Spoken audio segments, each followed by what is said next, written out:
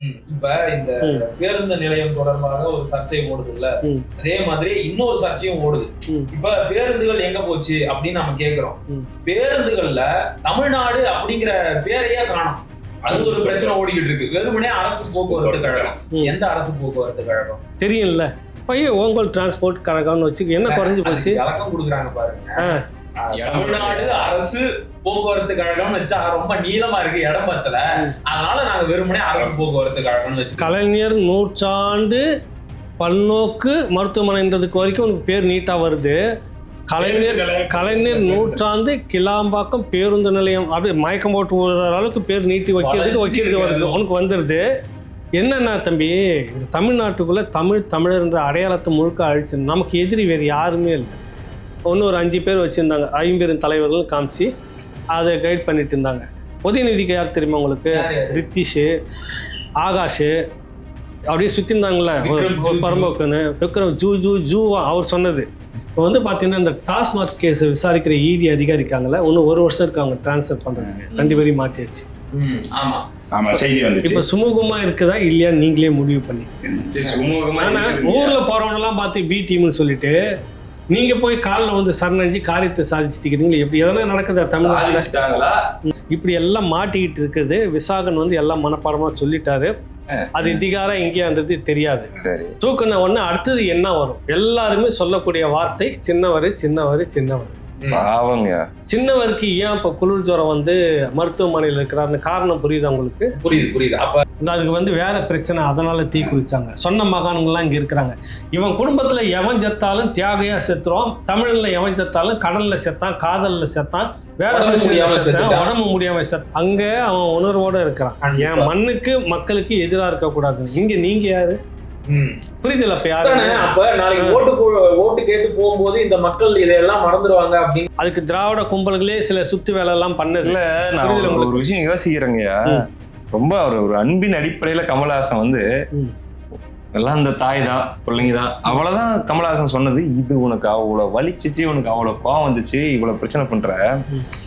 எங்க ஊர்ல ஒருத்தர் தாடி நீட்டமா வச்சுட்டு, அவரு கன்னடர் தான், தமிழே ஒரு முட்டா பசங்க பாச காட்டு மிராண்டி பாச அப்படின்னு சொல்லி பேசினவங்கள நாங்க தலைமையில தூக்கி வச்சு கொண்டாடி தலைவர்.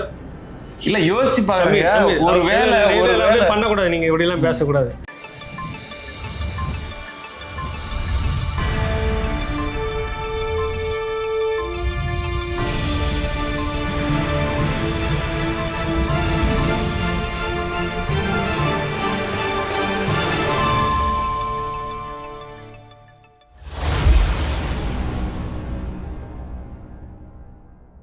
ராவணா பார்வையாளர்கள், தமிழ் உறவுகள் மற்றும் ராவணா நலவிரும்பிகளுக்கு வணக்கம்.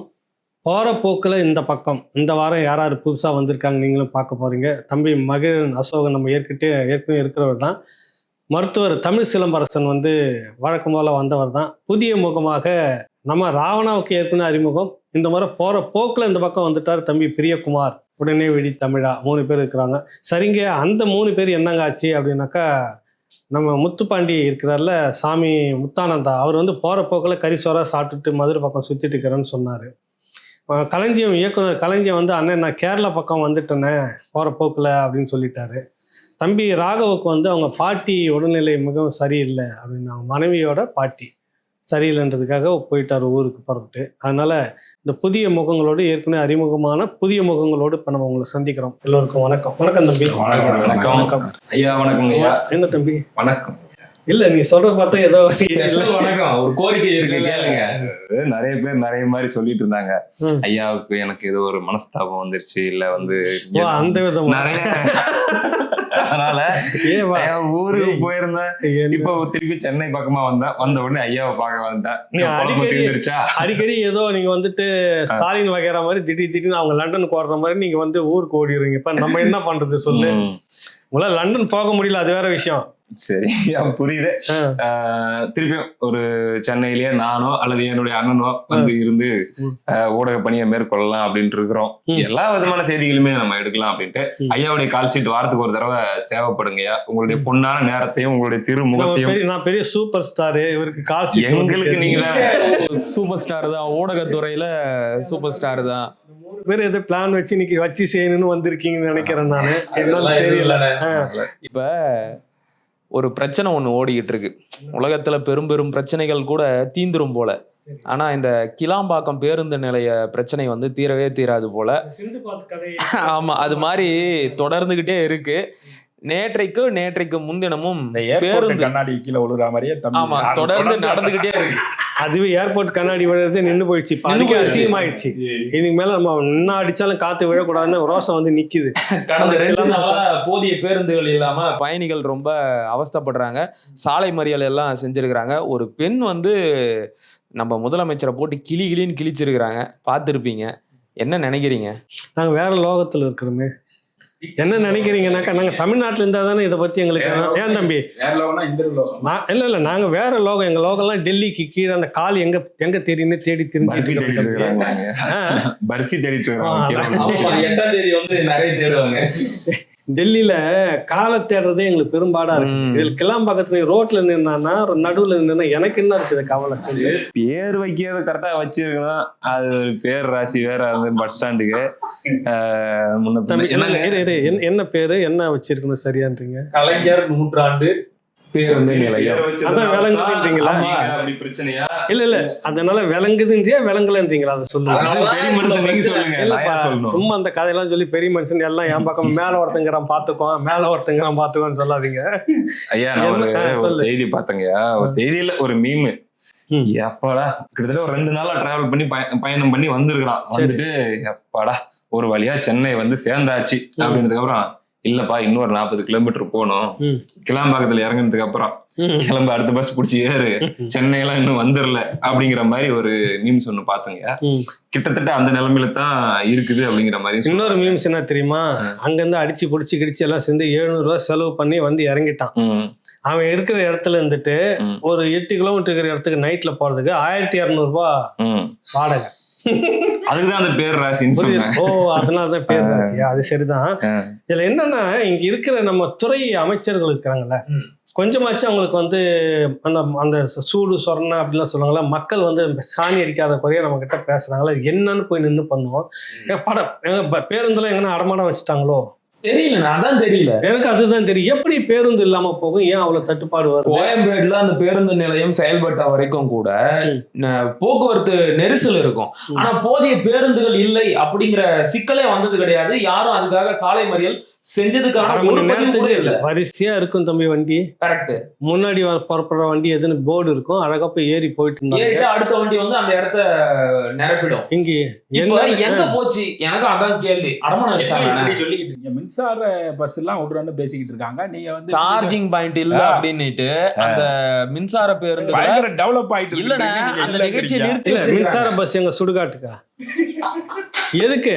இல்லப்பா, நான் தப்பா நினைக்காதீங்க. கலைஞர் சுடுகாடு இருக்கு, அங்க மின்சார பஸ் விடுறதா சொன்னாங்களா இல்ல கிளாம்பாக்கம் சொல்றீங்க? போக்குவரத்து துறை வந்து இப்ப உலக நாடு அளவுல பெரிய டெவலப் ஆயிட்டு எங்க ஆனாலும் சரி 4 சக்கரம் தானே. ஆமா, பின்னாடி 4 முன்னாடி 2 6 டயர் தானே பஸ்ஸுக்கு. மின்சாரம் இதுன்னா எலக்ட்ரிக் என்ன ஓட்டனாலும் சரி, பஸ் அங்க போய் சேர்ந்து இல்ல தம்பி. என்ன இங்க இருந்து ஒரு பஸ் கிளாம்பாக்கத்துல இருந்து அந்த அடுத்த ஊருக்கு போறதுக்கு ஒரு பேருந்து காத்துக்கிட்டு இருக்கணும். நான் இப்ப சமீபத்துல இந்த 18ஆம் தேதி கோவை மாநாடு போயிட்டு வந்தோம்ல, இரவு திரும்ப வரும்போது பாத்தீங்கன்னாக்கா அந்த கிளாம்பாக்கம் பேருந்துக்கு வெளியில இந்த பக்கம் வலது இடத்தை பிரிக்கிறதுக்கான அந்த இது இருக்குல்ல, நடு தடுப்பு, சர்வீஸ் ரோட்ல இருந்து மெயின் ரோடு டிவைடர், அந்த தடுப்பு நடு தடுப்பு டிவைடர், அது மேல மக்கள் பார்த்தா கூட்டமா ஜேன்னு தேர் திருவுற மாதிரி உட்காந்துக்கிறாங்க. எல்லாம் குழந்தை குட்டி பையன். எனக்கு ஒன்றும் புரியல.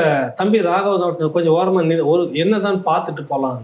என்னன்னா காத்துட்டு இருக்காங்க பேருந்து. அங்க வரப்ப அங்கிருந்து எதனா வண்டி நின்றுச்சுன்னா கோயம்பேடுக்கு போகலாம், இல்ல வேற எங்கன்னா உள்பக்கம் போறதுக்கு எதனா வண்டி வந்துச்சுன்னா ஏறி போயிடலாம் இப்படின்னு காத்துட்டு இருக்கிறாங்க. இது எதுக்காக இந்த மாதிரி காத்துட்டு இருக்கிறாங்க? சரி, மழை வந்துருச்சு, எப்படி பார்த்தாலும் ஒரு 3000-4000 மக்கள் காத்துட்டு இருக்கிறாங்க குழந்தை குட்டிகளோட. வந்துருச்சு மழை, இங்கிருந்து அதை குண்டு அடிச்சு உள்ள போறதுக்குள்ள நனையணும் அவங்க. கண்டிப்பா. சரி, என்னத்துக்கு காத்துக்கிறாங்க? இதை தவிர்க்கிறதுக்கு என்ன வழின்னு ஒரு மந்திரி, ஒரு அதிகாரி, ஒரு போக்குவரத்துல ஒரு அதிகாரி ஒருத்தர் எல்லாருக்குமே வந்து தெரியல, நம்ம எதுவும் சொல்லக்கூடாது.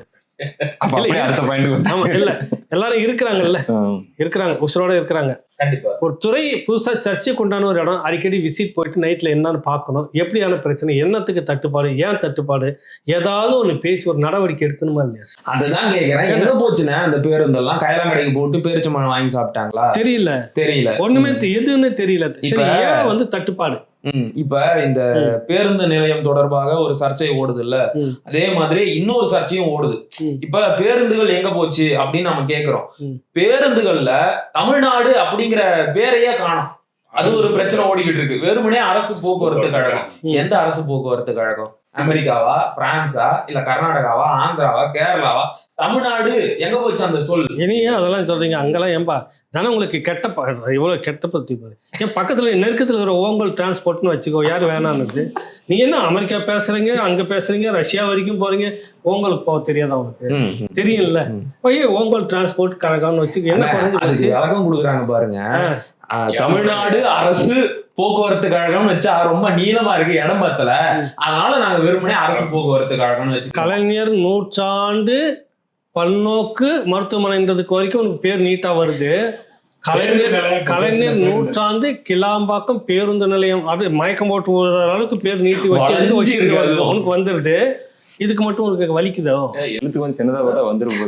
இல்ல தமிழ்நாடு அரசு போக்குவரத்து கழகம் இங்க வந்து எந்த பணிமனையோ அதை கீழே போட்டா வேலை முடிஞ்சது. சொல்லு என்னன்னா தம்பி, இந்த தமிழ்நாட்டுக்குள்ள தமிழர்ன்ற அடையாளத்தை முழுக்க அழிச்சு நமக்கு எதிரி வேறு யாருமே இல்லை. புரியுதுல உங்களுக்கு? வேற யாருமே இல்லை. எதிரி முழுக்க இவங்களே தான், திராவிடம் தான். அது இருக்கும் வரை ஆரியம் கூட கொஞ்சம் பரவாயில்லன்ற மாதிரி நமக்கு தோணும். அதுவும் விஷம்தான் இருக்கிறதுல மோசமான விஷம், திராவிட விஷம் தான். தமிழ் இனத்துக்கு எதிராக ஒருத்தன் யாருன்னா, யாராவது அங்கேருந்து ஒருத்தன் தோன்றானா போட்டு அழுத்து, யாராவது ஒருத்தன் அதை பற்றி பேசுகிறானோ நான் அவனை வந்து டேமேஜ் பண்ணிவிடு, யாராவது ஒருத்தன் அதை பற்றி பேசி வெளியில் கொண்டுட்டு வரானோ அது இல்லைன்னு ஆக்கிடு. புரியுதுல உங்களுக்கு? மாஸ்டர் விக்டர் ஐயா மிக பெரும் ஒரு தமிழ் ஆய்வறிஞர். அவர் எழுதின புத்தகத்துக்கு இன்ன வரைக்கும் ஒருத்தனுக்கும் விளக்கம் சொல்றதுக்கு துப்பும் இல்லை, இதுவும் கிடையாது. பதில சொல்லிடானா மேற்க பார்த்துக்கிட்டு இல்லை வடக்கே இருந்து வந்த ஆரியர்களை போலதான் தமிழர்களும் வந்தேரிகள் அப்படின்னு ஒரு அதிகாரி ஐஏஎஸ் அவரும் ஒரு புத்தகம் போட்டு அந்த புத்தகத்தை வந்து மோடிகிட்ட கொடுக்குறாரு நம்ம பிரதமர், நம்ம முதலமைச்சர் ஸ்டாலின். ஏன் அதை நீ மாஸ்டர் விக்டர் ஐயா எழுதுந்த கொண்டு போய் கொடுங்க. இல்லை 2 பேரும் வச்சுட்டு எழுதுந்த ஒரு விவாதத்தை வச்சு எது முடிவு சரின்னு இவர் முழுக்க எல்லாத்தையும் எடுத்து அரசு ஆராய்ஞ்சு உலகத்தில் அப்டேட்டில் இருக்கக்கூடிய அத்தனை ஆய்வாளர்களை வச்சு ஒரு எழுதுறாரு மறுப்பு நூல். நீ பேசணும் இல்லை அந்த மாதிரி. அது மறுப்பு நூல்னு சொல்லாதீங்க, அதான் உண்மையான நூல். இல்ல உண்மையான நூல் பொய்க்கு பொருட்டுக்கும் எதிரான உண்மையான நூல். எதுக்கு சொல்ல வரேன்னா, தமிழ்நாடு அரசு பேருந்து நிலையம் வச்சுக்கோங்க. தமிழ்நாடு அரசுனா எங்களுக்கு வாய் வலிக்கும். ஆனால் எங்களுக்கு தமிழ்நாட்டில் இருக்கக்கூடிய ப்ராஜெக்டில் இருக்கிற பணம் வந்து எங்களுக்கு வாய் வலிக்காமல் சாப்பிட்றதுக்கு நல்லா நோக்கம். புரியுது இல்லை? சும்மா ஒன்றும் இல்லை. அண்ணா வந்து நேற்று தான் சொன்னார், முதுபெரும் பத்திரிக்கையாளர் டெல்லியிலேருந்து நம்மக்கிட்ட பேட்டி கொடுத்துருந்தார். வருது அண்ணா 50 தலைவர்கள் வச்சிருந்தாரு. உதயநிதிக்கு 50 தலைவர்கள் யார் தெரியுங்களா சொல்லுங்கன்றாரு. யாரு? நானே பக்குன்னு ஆயிடுச்சு எனக்கு. என்னடா இது அண்ணா அளவுக்கு உதயநிதி. அங்க நாவலர் நெடுஞ்செழியன், மதியழகன், அன்பழகன், அப்புறம் வந்துட்டு ஒரு சத்யவாணி முத்து, ஒரு 5 பேர் வச்சிருந்தாங்க. 50 தலைவர்கள் காமிச்சு அதை கைட் பண்ணிட்டு இருந்தாங்க. உதயநிதிக்கு யார் தெரியுமா உங்களுக்கு? ரித்திஷ், ஆகாஷ் அப்படியே சுத்தி இருந்தாங்கல்ல. விக்ரம் ஜூ அவர் சொன்னது. அப்புறம் வந்துட்டு இன்னொருத்த பேர் ஒண்ணு சொன்னாங்க, விசாகனும் அதுல அடிஷனல். இவங்க தான் அந்த 5 பேர் தான் 50 தலைவர்கள். எங்க குருநாதர் எல்லாம் இரவு நேரத்துல வந்து ரொம்ப வேலை செய்வாங்களோ 50 தலைவர்கள். இவங்க வந்து இரவு பறவைகள். எங்க சுத்தி நின்றான், அவன் சொத்து மதிப்பு என்ன, அவன் எங்க இருந்தான், பைக் ஓட்டிட்டு கிடந்தானுங்க எல்லாம். இப்ப என்னடான்னா ஒருத்தன் வந்து எனக்கு 210 கோடியில் வாட்சி இருக்குதுன்னு ஒருத்தன் போடுறான். இன்னொருத்தன் ஈசிஆர் ரோட்ல 600 கோடிக்கான பங்களா மட்டுமே 600 கோடி. தம்பி 300 கோடி கேட்கறதுக்கு சோர்வா இருக்குதா? இல்லைங்க, தலை சுத்துது. அந்த நம்பர்ஸ் நீங்க சொல்லிட்டு இருக்கீங்க, அப்படியே நம்ம நம்பர்ஸ் நான் யோசிச்சுட்டு இருந்தேன். இவ்வளவு அவதூறு பரப்புறீங்க. வேடிக்கை வந்து ஒரு தடவை இடுமவன கார்த்தி கூட சொல்லி இருந்தாரு, நாமெல்லாம் வந்து பணக்காரன் ஆகணும் அப்படின்னு கனவு கண்டா கூட அந்த கனவுல கூட ஒரு 1000 கோடி 2000 கோடியை தாண்டி யோசிக்க மாட்டோம். இவனுங்க அசால்ட்டா 30,000 கோடி 40,000 கோடி அடிச்சு வச்சிருக்கிறானுங்களே, எப்படின்னு தெரியல அப்படின்னு. அடிச்சதே வந்துட்டு மணல்ல வந்து ஒரு 60 இருக்குன்றாங்க. ஆமா இப்பதான் வந்துச்சு. டாஸ்மார்க்ல வந்து லட்சம்னாங்க, இப்ப 1000த்துல வந்து நிக்குது. அதுலயே ஒன்றும் மத்த டிவிஷன்லாம் பிரிஞ்சுட்டாக்கா இருக்குதுன்னு. தம்பி மருத்துவர் சிலம்பரசன் ஒன்று கேட்டார், அது எப்படி நீங்கள் துணை முதலமைச்சர் மேலே அபாண்டமாக, நாங்கள் தான் சொல்கிறோம் அபாண்டம்னு. உங்கள் தாத்தா ஒருத்தர் இருக்கிற டெல்லியில் இடி புரிதில்ல வந்து அடித்து எடுத்து கணக்கெல்லாம் வச்சுட்டு விசாகன் ஒரு IAS அதிகாரி இருக்க போயிட்டு எல்லாத்தையும் மனப்பாடமாக ஒப்பிச்சுட்டு வந்துட்டாரு. அப்போ எதுக்கு ஹாஸ்பிட்டலில் போய் படுக்கணும்? நெஞ்சு வலி. உங்களுக்கு ஹாஸ்பிட்டல் இந்த நெருக்கடி வரும்போது தான் நெஞ்சு வலி வரும், இந்த வலி வரும். இல்லை தம்பி, நான் நெஞ்சு வலி தான் சொல்கிறேன். நான் எல்லாம் ஹாஸ்பிட்டல் இந்த நெருக்கடி வரும்போது தான் உங்களுக்கு ஹாஸ்பிட்டல் கண்ணுக்கு தெரியுது. மற்ற நேரம் முதலமைச்சர் 2 நாளுக்கு உடல்நிலை சரியில்லை, ஓய்வு எடுத்துட்டு இருக்காரு. அரசாங்க நிகழ்வுகள் துணை முதலமைச்சர் அதுதான் சொல்றேன். ஏன் இப்பதான் உனக்கு நெஞ்சு வலிக்குது ஆஸ்பத்திரிக்கு அரசு வேலை விழாக்கள் எல்லாம் வேலையை போய் ஓய்வு எடுக்கிறது கூட அங்க குறை சொல்லுவீங்க. அதெல்லாம் ஒண்ணு இல்ல. 2 மாசமா அது பங்கெடுத்துக்கிட்ட முக்கியமான அரசு நிகழ்ச்சிகள் என்னென்ன கொஞ்சம் சொல்லுங்க பார்க்கலாம்.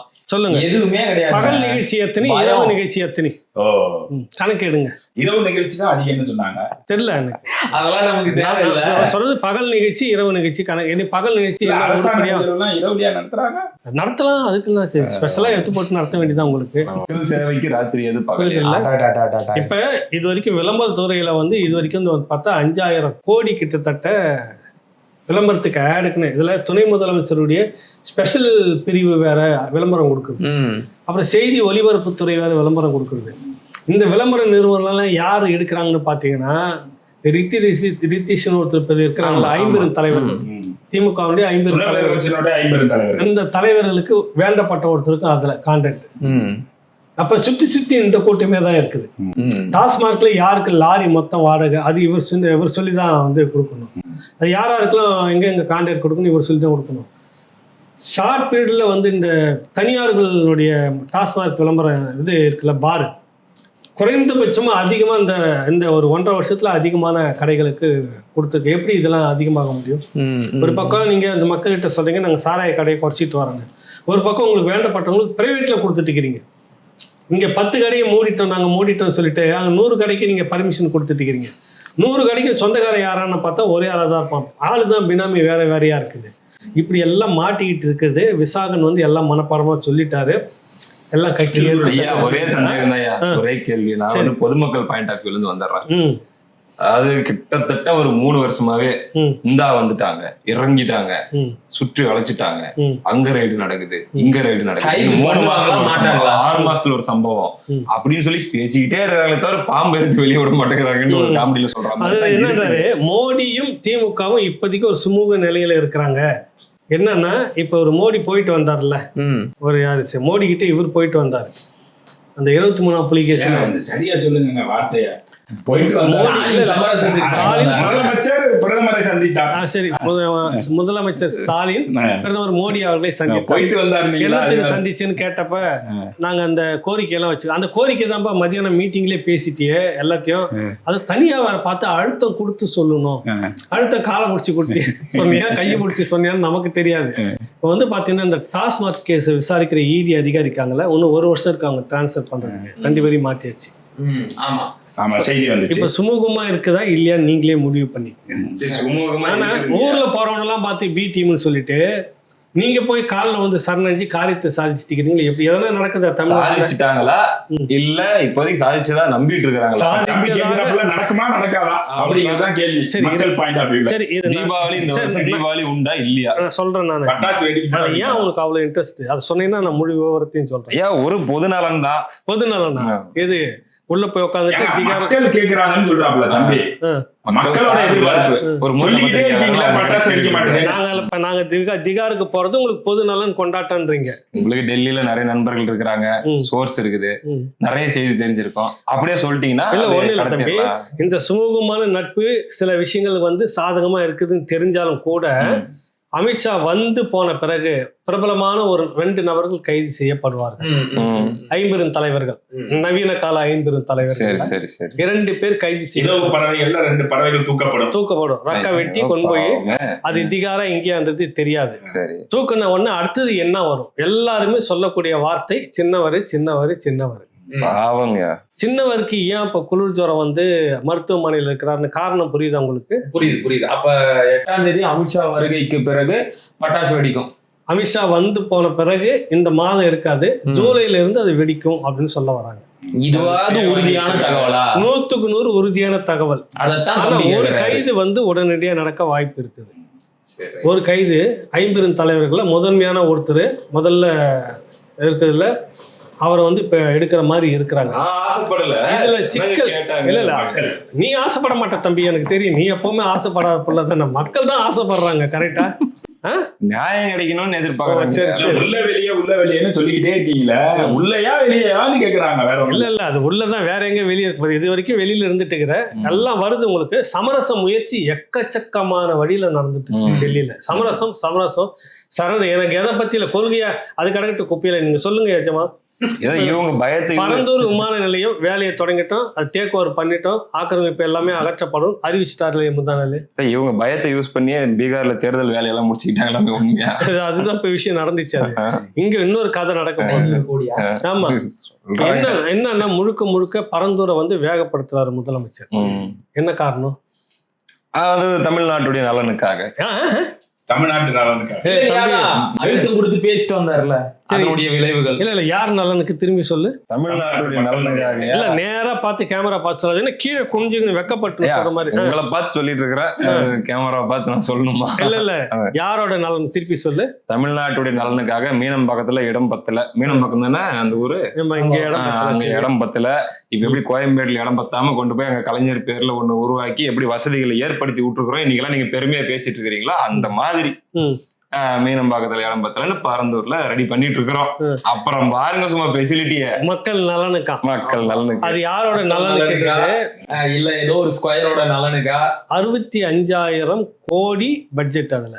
இப்பவே ஏவா வேலாங்க எங்க மினிஸ்டர் வந்துட்டு அதை கட்டியே தீர்வோம்.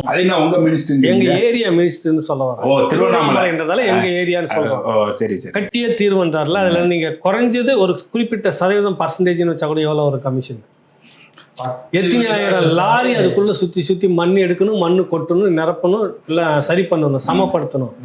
இந்த கான்ட்ராக்டே போதுமே தம்பி. எவ்வளவு தின்னாலும் எங்களுக்கு மண்ணு தின்னே வளர்ந்த உடம்பியாது, ரொம்ப தின்னு வளர்ந்த தீராது. கடல் மலையை உடைச்சு தின்னு வளர்ந்த உடம்பு நாங்க. சும்மா இல்ல, திராவிட ரத்தம்னா சும்மாவா? உடம்புனா சும்மாவா? மலையை மிழுங்கி இருக்கிறோம், மணலை மிழுங்கி இருக்கிறோம், ஆத்த மிழுங்கி இருக்கிறோம், நிலத்தை மிழுங்கி இருக்கிறோம். மெரினாவில் இருக்கிற அந்த நினைவு இடத்துல வந்து அரோகரான்னு சொன்னார் அந்த மினிஸ்டர் தான். அரோகரான்னு சொல்லல. அது உங்க காதல் அப்படி விழுந்திருக்குது. அது பெரியாருன்னு சொல்லி புகழ் பாடம் அது உங்க காதல் அப்படி விழுந்திருக்குது. அடுத்து என்ன தம்பி சப்ஜெக்ட்? அடுத்து வந்து இவங்களோட சொந்தக்காரங்க ஊர்ல ஒரு சின்ன பிரச்சனை இல்ல, பெரிய பிரச்சனை தான். ஆர்சிபில மன்னிக்கணும், ஆர்சிபி வந்து ஐபிஎல்ல கப் அடிச்சிருச்சு. அதனுடைய கொண்டாட்டத்துல சில பேர் வந்து இறந்து போயிட்டாங்க. அதுக்கு முன்னாடி ஒரு சின்ன விஷயம் நான் சொல்லிடுறேன். எங்க உடன்பிறப்புகள் ஒரு கவிதை ஒண்ணு போட்டாங்க. ஜூன் 3 கருப்பு சிவப்பு வென்றது. ஏன்னா அந்த டீம் வந்து யூனிஃபார்ம்ல வந்து மேல கருப்பு இருக்கும், கீழே சிவப்பு இருக்குங்க. ஜூன் 3 உங்களுக்கு தெரியும். ஜூன் 3 கரெக்டா ஜூன் 3 கருப்பு சிவப்பு வென்றதுன்னு சொன்னாங்க. அடுத்த நாள் அது வென்றதுனால ஒரு 12 பேரை கொன்றது அப்படின்ற மாதிரி இந்த பக்கம். ஜூன் 3 கருணாநிதியோட பிறந்த நாள். அதே நாள்ல பெங்களூர் அணி ஜெயிச்சிருச்சா. அந்த அணியோட உங்க ஏஜுக்கு ஏத்த மாதிரி நீங்க பேசிட்டு இருக்கீங்க. ஆமா, பேசும்போது அவங்க சொந்தக்கார ஊரு. நீ யாரோட சொந்தக்கார ஊரு? இந்த திராவிடர்களோட சொந்தக்காரங்க. எது? கர்நாடகா. ஆனா என்னன்னா திராவிடர்களோட சொந்தக்காரங்க. திராவிடர்களோட சொந்தக்காரங்க தான். அப்படியே தண்ணி கொடுக்க மாட்டான். கர்நாடகா பலிஜா நாயுடு வகுப்பை சார்ந்தவன். தம்பி சரியா தான் சொல்லியிருக்காப்ல.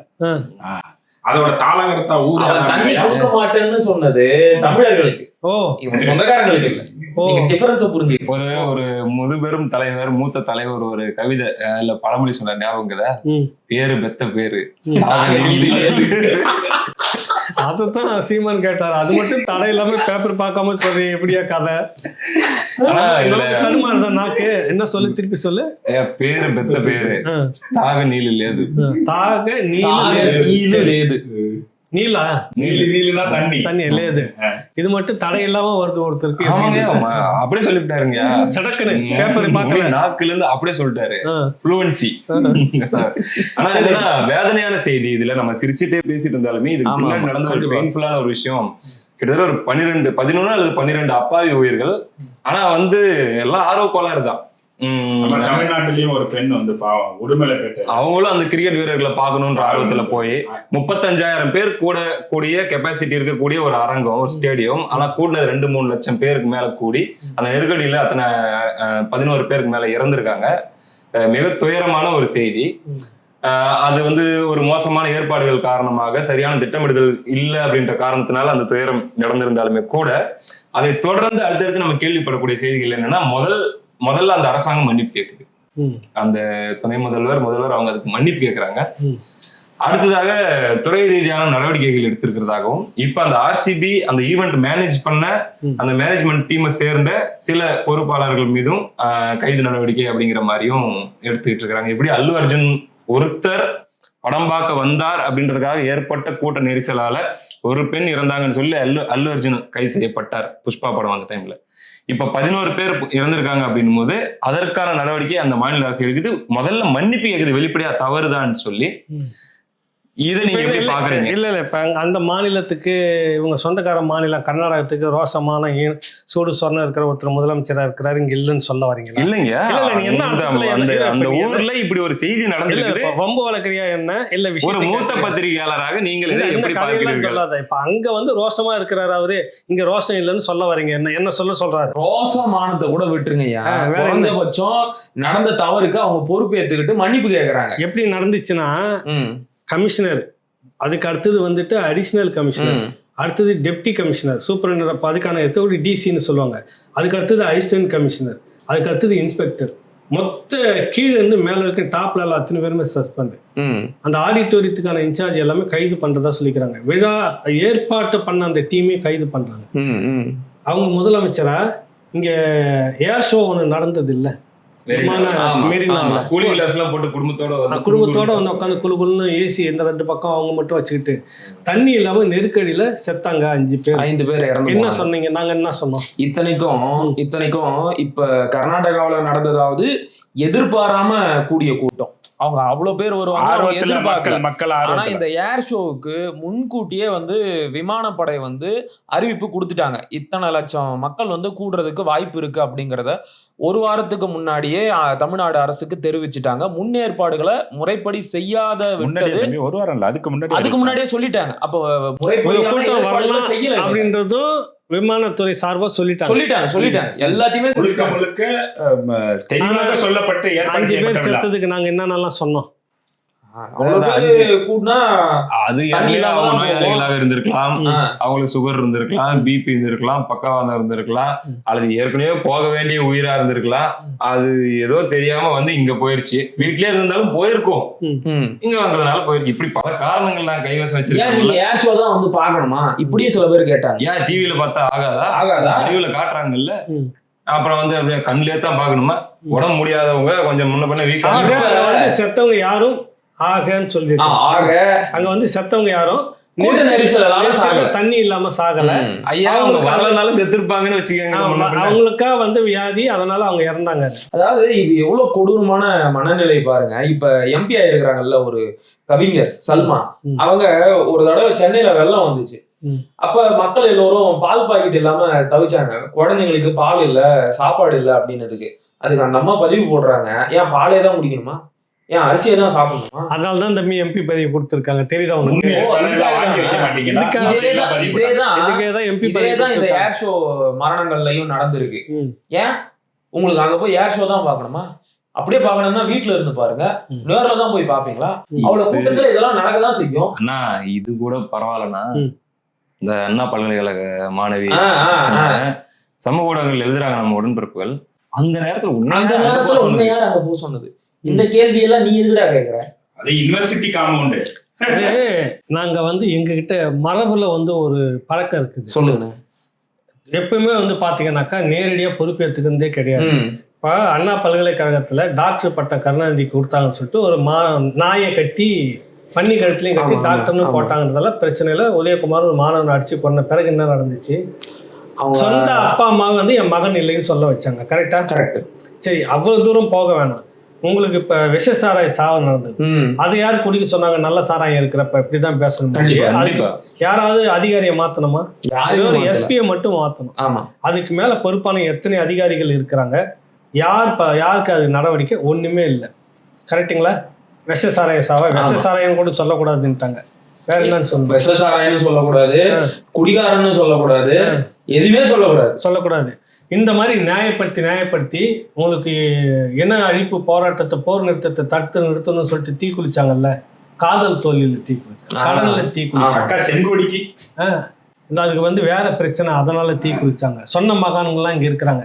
இவன் குடும்பத்துல எவன் செத்தாலும் தியாகையா செத்துருவான். தமிழ்ல எவன் செத்தாலும் கடல்ல செத்தான், காதல்ல செத்தான், வேற உடம்பு முடியாம செத்தான். இந்த வரலாறு சொல்ற போக்கு அன்னைக்கு தொட்டு இன்ன வரைக்கும் இருக்குது. இல்லைன்னா இந்த ஏர் ஷோ நடத்துனதுக்கு நேரம் எத்தனை பேரை சஸ்பெண்ட் பண்ணியிருக்கோம்? யாருன்னா ஒரு போலீஸ் அதிகாரி சஸ்பெண்ட் பண்ணீங்களா?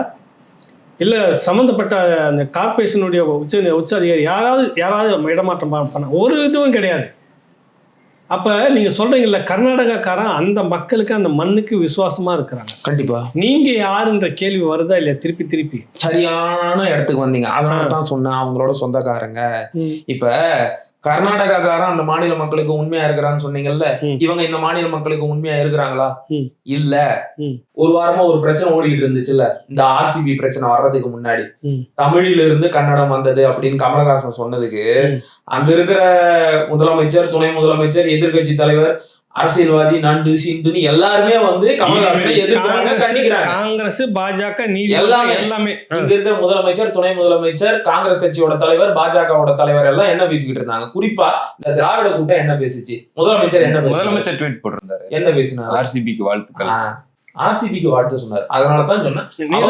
சொந்தக்காரன் சொல்லிட்டீங்களா? சொந்தக்காரர் ஜெயிச்சா நாங்க ஜெயிச்ச மாதிரி சந்தோஷம். அப்ப நீங்க ஏன் தமிழ்நாட்டுல ஆட்சி பண்ணிட்டு இருக்கீங்க? கிளம்பி போங்க. நீங்க ஏன் ஓட்டு போட்டு எங்களை உட்கார வைக்கிறீங்க?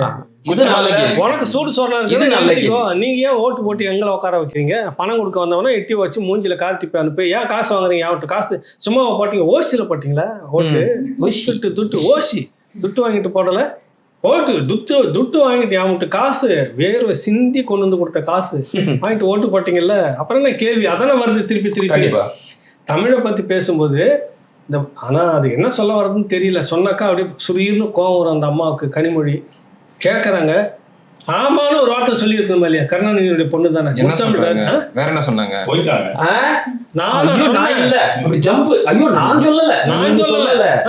சொல்லி இருக்கிறாங்க. அதுக்கு உங்களோட பதில் நான் சொல்லல, அப்படியே ஓடுறாங்க. ஏன் இந்த பித்தலாட்டம் எதுக்கு? ஓட்டு கேட்கறப்ப மட்டும் திடீர்னு பெரியார் படத்தை எடுத்துட்டு பணமரத்தை வச்சுன்னு ஓட்டு கேட்க போற தமிழங்கிட்ட. பேருக்கு பின்னாடி எதுக்கு கவிஞர் கனிமொழின்னு போட்டுக்கிறீங்க? வெக்கமா இல்ல? இந்த மொழியில இல்ல என்ன மொழியில கவிஞர்? தமிழ் மொழியில. அப்புறம் தமிழை பத்தி சொல்லும் போது உலகமே ஒத்துக்கிட்டது இந்த மொழியில இருந்து பிரிந்த மொழிகள் பல இருக்குதுன்னு சொல்லிட்டு குறிப்பிட்ட சில ஆய்வாளர்கள் மட்டும் ஒத்துக்க மாட்டான். காரணம் அவங்களுடைய பிறப்பின் பின்னணி அப்படி இருக்குது, அது வேற விஷயம். எல்லாருமே சொல்லியிருக்காரு. இவர் மட்டும் கனிமொழி எல்லாமே சொல்றப்ப கனிமொழிக்கு என்ன தயக்கம்? குடும்பத்துக்கே என்ன தயக்கம்? அந்த குடும்பத்துக்கு என்ன தயக்கம்? அந்த கூட்டத்துக்கு என்ன தயக்கம்? சுபவீரபாண்டியன் பேசல, வீரமணி பேசல, கோவை ராமகிருஷ்ணன் பேசல, கொளத்தூர்மணி பேசல, ஒருத்தரும் பேசல. அவரு தமிழ்னாக்கா நம்ம சுலுக்கு வந்துடும் வாயில. அது புரியுதுல்ல? தமிழ் யாரு? ஐயா சுபவீரபாண்டியன் ஆளே காணும். அவர் தமிழ் அறிஞர் இருந்தா பேசுவார். ஒரு வாரமா பாதாள தமிழ் அறிஞர் இல்ல அவர் தமிழ் அறிஞரா இருந்தா பேசுவாருன்னு. அவரு கோபாலபுரத்தினுடைய ஆஸ்தான நிலைய வித்வானா மாறினது. ஏன் நீங்க இவ்வளவு நாகரிகமா பேசுறீங்க? எச்ராஜா சொன்னதே சொல்லுங்க, அறிவாலய வாசல் பிச்சைக்காரன். உண்மையாகவே உனக்கு தமிழ் மொழி பற்றும் இனப்பற்றும் இருந்திருந்தா இப்ப பேசி இருக்கணுமே. ஐயா அவங்க ஒன்னும் சும்மா கண்டிக்கல. அங்க இருக்கிற சாமானிய மக்கள் முதல் கொண்டு ரீல்ஸ் போடுறாங்க. நான் என்னால காட்ட முடியும். விவாதத்துல ஒருத்தன் பேசுறான், குறிப்பிட்ட தேதிக்கு பிறகு 91 நடந்த மாதிரி தமிழ் எல்லாம் அடிச்சு விரட்டப்படுவாங்க அப்படின்னு ஒரு பதில் இங்க சொல்லல. துணை முதலமைச்சர் வெளிப்படையா மிரட்டல் விடுறாரு. ஒண்ணுமே இல்ல. மணியரசன் ஐயால் மட்டும் இங்க இருக்கிற கன்னடனுடைய சொத்தெல்லாம் கணக்கெடுத்து வை, இந்த முறை கை வச்சானா பதிலுக்கு கணக்கு தீர்ப்புன்னு சொன்னாரு. அந்த துணிச்சல் இங்க யாருக்குமே தெளிவா பேசியிருக்கிறாரு. நாம் தமிழர் கட்சி பேசினது வேற யாராவது பேசியிருக்காங்க? ஏன் பேசுறவங்க எல்லாம் அதாவது பத்திரிகையாளர்களா போய் மைக்க போட்டு கேட்கும் போது பதில் சொன்னாங்க. யாரு? வேல்முருகனும் திருமாவளவனும். நாம இந்த விஷயத்துல கே.எல். நேருவை பாராட்டலாங்கய்யா. என்னதான் பிறப்பால ஒரு தெலுங்கராவே இருந்தாலும் ஒத்துக்கிட்டாரு. ஆமா ஆமா, அது உண்மைதான். கன்னடத்துக்கு மட்டும் இல்ல, தெலுங்கு, மலையாளம் எல்லாமே வந்து தமிழ்ல இருந்து தான் வந்துச்சு. ஏன்னா இப்ப நீங்க சொன்ன இந்த கருஞ்சட்டைகளுக்கெல்லாம் கவலை இல்லை. நேரு போன்றவர்களுக்கெல்லாம் ஓட்டு கேட்க போகணும். யார்கிட்ட கேட்டு மக்கள் கிட்டதான், தமிழ் மக்கள் கிட்ட, தமிழர்கள் சொல்லி தானே ஓட்டு கேட்டீங்க. கருணாநிதி ஓட்டு கேட்டாரு. சரி, எல்லாருமே பேசுனாங்க. இந்த குடும்பம் ஏன் பேசலன்னு கேட்டீங்கல்ல, ஏன்னு கேக்குறீங்களா? பெங்களூர்ல நீங்க சொத்து வச்சுக்கிறீங்களா? பல கோடி சொத்து வச்சுக்கிறீங்களா? பல விடயம் இருக்கோ, பல கோடி இருக்கு, பல 100 கோடிகள்ல சொத்து. அதுக்குன்னே பர்மனண்டா ஒருத்தர் அங்க போய் லேண்ட் ஆகி வருஷக்கணக்காவே அங்கதான் இருக்கிறாங்க. செல்வி தானே. என்ன உனக்கு அங்க வேலை? கர்நாடக மாப்பிள்ள கல்யாணம் பண்ணிக்கிட்டீங்களா? பேரு சும்மா சொல்லுங்களா, நான் பேசுவேன். இல்ல இல்ல, அவங்க சொந்த மாமனை தானே கல்யாணம் பண்ணி. அதான் கர்நாடகமா? அவரு இல்லையே, கன்னடாவா? திருவாரூர் தானே. திருவாரூர் தானே. இப்ப திருவாரூர்ல உட்காந்துட்டு வருஷக்கணக்குல யாரு வேணான்னு ஏன் பெங்களூர்ல போய் உட்காந்துட்டு இருக்கிறீங்க? காரணம், பெங்களூர்ல இங்க வந்து தண்ணி கொடுக்கணும், தண்ணி வேணும்னு இவங்க இருக்கிற சன் டிவி பேசாத, அங்க இருக்கக்கூடிய சூரிய டிவி இருக்குல்ல, தண்ணி கொடுக்காதுன்னு செய்தியை போட்டு அரசியல் பண்ணிட்டு இருக்கோம். அப்ப கோடியில வருமானம் வருது இல்ல, எதை தின்னா பித்தம் தெளின்ற மாதிரி எதையாவது தின்னுவான், குடும்பம் கொழிக்கணும். புரியுதுல உங்களுக்கு? அது எதை தரானோ, சாக்கடையை தரானோ, எதை தரானோ, இல்லை வேற என்ன கலந்து தரானோ தின்னுவோம், நம்ம கொழுப்போம். சரி, அந்த குடும்பம் சினிமா சம்பந்தப்பட்ட விஷயத்துக்கு தமிழ்நாடு அரசு ஏங்க குறை சொல்றீங்க? என்ன சினிமாவை விட்டுடு, அது வந்து பகல்லே சினிமாவோ கமலஹாசனோ முக்கியம் கிடையாது. அந்த படத்துக்கு போனவெல்லாம் நாங்க கர்நாடகா கொடுத்து வச்ச மக்கள், நம்ம தான் பாவம் பண்ணிட்டோம். பயில்வான நேத்து தான் கூப்பிட்டு பேசினேன், ரங்கநாதன், பயில்வாதன் ரங்கநாதன். சினிமா ரொம்ப ஆச்சரியமாயிடுச்சு, பழைய நண்பர்கள் ஒன்று சேர்த்துட்டாங்களோ அப்படின்னு. இல்ல, அவர் சொல்ற, நான் எனக்கு தெரிஞ்சு இடைவேளைக்கு முன்னாடி ஒரு 7 நிமிஷம், இடைவேளைக்கு பின்னாடி ஒரு 10 நிமிஷம் தூங்கிட்டேன். அப்புறம் எப்படிங்க ஏஞ்சினேன், டம்மு டம்முன்னு சத்தம் கேட்டுச்சு, ஏஞ்சிச்சேன் நானு. சரி, கதை முடிஞ்சிச்சு போல இருக்குன்னு ஏஞ்சிட்டேன். ஆனா அப்படி சோர்வுனா அப்படி ஒரு சோர்வு. ஒரு பையன் தொடக்கத்துல இருந்து கடைசி கையே தட்டல, அப்படி ஒரு திரைப்படம் தான் அது. விட்டுருங்க அதை. ஆனா இதை ஒட்டி இந்த மொழி பிரச்சனை வந்ததில்லை. அந்த மொழி பிரச்சனை வந்த உடனே முதலமைச்சர் அந்த குடும்பம் பேசியிருக்கணுமே இல்லை, இதை சொல்லி தானே நீங்க வாழ்ந்தீங்க. உங்களுக்கு எனக்கு எத்தனை கோடி சொத்து இருக்கு. இப்ப அவரு பேசாதது கூட எனக்கு பிரச்சனை இல்லைங்கய்யா. தம்பி சுட்டி காட்டின மாதிரி இதுக்கு திறக்காத வாயி பெங்களூர் அணி ஐபிஎல்ல கோப்பையை வென்றதுக்கு மட்டும் வாழ்த்து சொல்லுதுன்னா இன்வெஸ்ட்மெண்ட் என்ன தைரியம்? ஒரு நம்மள இந்த மக்கள் என்ன கேட்டுருவாங்க? இழிச்சவன் அவனுக்கு போய் 100-200 கடைசியா காசு கொடுத்தாக்க ஓட்டு போட்டுருவான். நம்ம தம்பி பிரியகுமார் மாதிரி இருக்கிறாங்க, அதை டெவலப் பண்ணி தூக்கி விடுறதுக்கு, ப்ரொமோட் பண்றதுக்கு. ஐடிவிங்க தம்பி நீங்க யாருக்கு? திமுகவுக்கு இந்த வேலையெல்லாம் இல்ல, எனக்கு நான் அந்த ப்ராஜெக்ட் எடுத்துக்கிறப்ப இந்த முறை தேர்தல் வந்து திமுகவுக்கு ஐடிவிங்க வேலையை செய்யறதுக்கு. புரியுது இல்ல? இந்த மாதிரி போஸ்டிங்ல வச்சுக்கிட்டு என்ன ஐடிவிங்க வேலை அவங்க பூஸ்ட் பண்றதுக்குன்னே பண்ணிட்டு இருக்கிறதுக்கான வேலையெல்லாம் செய்துட்டு இருந்தா அப்புறம் எப்படி நம்ம நினைச்சு பார்ப்போம்? இப்படி ஒரு முதல்வர் வந்து கர்நாடகாவில நடந்துகிட்டு இருந்தா அந்த மக்கள் அந்த கட்சியை என்ன பண்ணிருப்பாங்க? கட்சி இல்ல, ஆளை தூக்குமே எங்கன்னா வெளியில. சிவராஜ்குமார், அதாவது அவங்க அப்பா வந்து ராஜ்குமார் கடவுள் மாதிரி. சிவராஜ்குமாரை பார்த்துதான் கமல்ஹாசன் சொன்னாரு. இதுக்கு சிவராஜ்குமார் ஒரு நிகழ்ச்சியில ரெஸ்பாண்ட் பண்ணும்போது, ஏங்க அவங்க சொல்றதெல்லாம் ஒரு பிரச்சனை எடுத்து வரீங்க, முதல்ல நீங்க கனடாக்காக என்ன பண்ணிட்டீங்க, முதல்ல கனடா வளர்ச்சிக்காக நீங்க என்ன பண்ணீங்க, இவ்வளவுதான் அவர் சொன்ன ரெஸ்பான்ஸ். கேன்சர்ல இருந்து மீண்டு வந்து இருப்பாரா பொழைப்பாரா இருக்க மாட்டாருன்ற அளவுக்கு இருந்து வந்து அந்த ஊர்லயே அந்த ஸ்டேட்லயே வந்து பாத்தீங்கன்னா ரொம்ப மரியாதை கொடுக்கப்படுற ஃபேமிலி, மக்களுக்கு செய்த ஃபேமிலி. கக்கல கமலஹாசன் மேல வன்மத்தை கக்கல, நீங்க என்ன பண்ணீங்க கன்னடத்துக்குன்னு திருப்பி அங்க அரசியல்வாதிகளை கேட்டாருன்றதுக்காக அந்த சிவராஜ்குமாரை தூக்கி குப்பையில போட்டு கிழிச்சிட்டு இருக்காங்க. அங்க அவன் உணர்வோட இருக்கிறான், என் மண்ணுக்கு மக்களுக்கு எதிராக இருக்க கூடாது. இங்க நீங்க யாரு? புரியுதுல? அப்ப நாளைக்கு ஓட்டு கேட்டு போகும்போது இந்த மக்கள் இதையெல்லாம் மறந்துடுவாங்க அப்படிங்கிற ஒரு எகத்தாலம் தானே. பிரச்சனையே இல்ல இங்க இருக்கிற, இங்க நம்ம அந்த அளவு கூட போக வேணாம், நம்ம ஊருக்காரனுக்கு அது பிரச்சனையே இல்ல. ஐடி இவங்க எதுக்கு வச்சிருக்கிறோம்? இதெல்லாம் மழங்கடிச்சிட்டு இந்த விஷயத்தை எடுத்து முதல்ல நுழைக்கிறது, இவங்க குடும்பத்தை பத்தி முதல்ல நுழைக்கணும், மற்றதெல்லாம் மறந்துருங்கன்னு வேலை செய்யறதுன்னு பெரிய டீம் இருக்கு. குடும்பத்தை விடுங்க, தமிழ்நாட்டினுடைய முதலமைச்சர், தமிழ்நாட்டு முதலமைச்சர் தானே, தமிழை பத்தி பேசியிருக்காங்க, எதுவுமே பேசல, ஒரு ஐடியை கூட கொடுக்கல. அதனாலதான் நாம கேட்கிறோம், நீங்க யாருக்கான முதலமைச்சர்? தமிழ்நாட்டுக்கான முதலமைச்சரா, கன்னடத்துக்கான முதலமைச்சரா? நீங்க வந்து கவுடாவா அப்படின்னு வந்து பாசத்தை கேட்க வாய், அந்த கவுடா பாசம் வாய் வருது இல்ல, அது மாதிரி நினைச்சுக்கிட்டு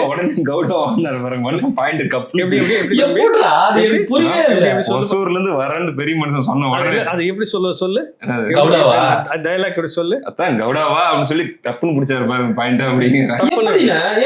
அவங்க மட்டும் தான் இருக்கிறாங்களா? எப்படி அதை கண்டுபிடிச்சாரு எனக்கு புரியலையே. அது தம்பி அதெல்லாம் ஒரு வேவ் லென்த் தம்பி. Wave length. புரியல உங்களுக்கு? இவங்களெல்லாம் வந்துட்டு ஒரு கட்டத்துல இவங்க தான் சொல்லுவாங்க திராவிடர்கள், ஆரியர்கள் வந்து அப்படி என்னப்பா தம்பி நல்லா இருக்கிறேன் தோல் அப்படி தடவை பண்ணோன்னு கண்டுபிடிச்சிட்டோன்னே அப்புறம் அணைச்சிக்குவாங்க, இல்லைன்னா அப்படியே தட்டி ஒதுக்கிடுவான்னு சொல்லுவாங்க. நம்ம இந்த கோஷ்டி இருக்கிற திராவிட கோஷ்டி, குறிப்பா இந்த குடும்பத்துடைய கோஷ்டி, ஊர் பேரை சொன்னோடனே நீ கவுடாவா, நீ பலிஜாவா, நீ அவளா இவளா எல்லாத்தையும் கேட்டுக்கிற குடும்பம் இந்த குடும்பம். நம்ம அந்த மக்களை வந்து கொச்சப்படுத்தவே இல்லை. அந்த மக்கள் பேரை சொல்லிக்கிட்டு ஒரு குடும்பம் மட்டுமே கொள்ள அடிச்சுக்கிட்டு இருக்குதுல்ல, அதை சொல்ல வரோம். நம்ம இவ்வளவும் பண்ணிட்டு இது இப்ப அவர் முதலமைச்சர் பேசலங்கிறது ஒண்ணு. ஆனா அது நாம் தமிழர் கட்சியினுடைய ஒருங்கிணைப்பாளர் சீமான் அவர்கள் அதுக்கு முழுமையாக ஸ்டாண்டா நின்று கமலஹாசனுக்காக முழுமையா எல்லாம் தமிழுக்காகவும் கமலஹாசனுக்கும் நின்னதையும் பேசுங்கன்ற. கமலுக்காக நிக்கல, அவரு தமிழுக்காக மன்னிப்பு கேட்டுனா உலக அரங்கத்துல நீ ஒரு பெரிய ஸ்டேட்மெண்ட் கொடுத்த மாதிரி ஆயிடும். நில்லு அப்படி நில்லு அப்படின்னு சொல்லி. இன்னொரு விஷயம், கமலஹாசனுக்கான ஆதரவே கிடையாது. முதல்ல கமலஹாசனோட கருத்துக்கான ஆதரவு தான். கருத்து தான் சொல்றாரு. அதுதான் ஒரு விஷயம். கர்நாடகாவில் படம் ஓடலாம், அந்த ஒரு ஸ்டேட்ல மட்டும்தான் உனக்கு பிரச்சனை, பணம் வராது. ஆனா தமிழ்நாட்டுல இருந்து மொத்த பணமும் உனக்கு வராது. தமிழ்ல படம் எடுத்து ஓட்டுறதும் வர்றாது. எது வேணுமோ யோசிச்சுக்கன்னு தான் சொன்னாங்க. அதனாலதான் இந்த முறை மன்னிப்பு கேட்கல. போன முறை பாகுபலிக்கு சத்யராஜன் மன்னிப்பு கேட்டு வச்சுட்டாங்க. இந்த முறை அந்த முயற்சி நடந்தது. அதுக்கு திராவிட கும்பல்களே சில சுத்து வேலை எல்லாம் பண்ணது இல்ல. நான் ஒரு விஷயம் யோசிக்கிறேங்கய்யா, ரொம்ப ஒரு அன்பின் அடிப்படையில கமலஹாசன் வந்து எல்லாம் இந்த தாய் தான் பிள்ளைங்க தான் அவ்வளவுதான் கமலஹாசன் சொன்னது. இது உனக்கு அவ்வளவு வலிச்சிச்சு, உனக்கு அவ்வளவு கோவம் வந்துச்சு, இவ்வளவு பிரச்சனை பண்ற. எங்க ஊர்ல ஒருத்தர் தாடி நீட்டமா வச்சுட்டு, அவரு கன்னடர் தான், தமிழே ஒரு முட்டா பசங்க பாச காட்டு மிராண்டி பாச அப்படின்னு சொல்லி பேசினவங்கள நாங்க தலைமையில தூக்கி வச்சு கொண்டாடி தலைவர். இல்ல யோசிச்சு பாருங்க, ஒரு வேலை பண்ணக்கூடாது. நீங்க இப்படி எல்லாம் பேசக்கூடாது. அவர் வந்ததாலதான் நீங்க இந்த அளவுக்கு இந்த பேண்ட் ஷர்ட்டை போட்டு உட்காந்து இவ்வளவு இதுவா நீ இந்த ஸ்டைல்ல பேசுங்கிற. தமிழ்ல சீர்திருத்தம் பண்ணதுல நீ பேசிட்டு இருக்கிற. என்ன அந்த வாட்சி கட்டிங்கிறதுக்கு காரணம் அவருதான். நீ அவரை போயிட்டு அப்புறம் தந்தைன்னு சொல்லாம என்னன்னு சொல்லணும். நான் சொல்லு பதில் சொல்லு.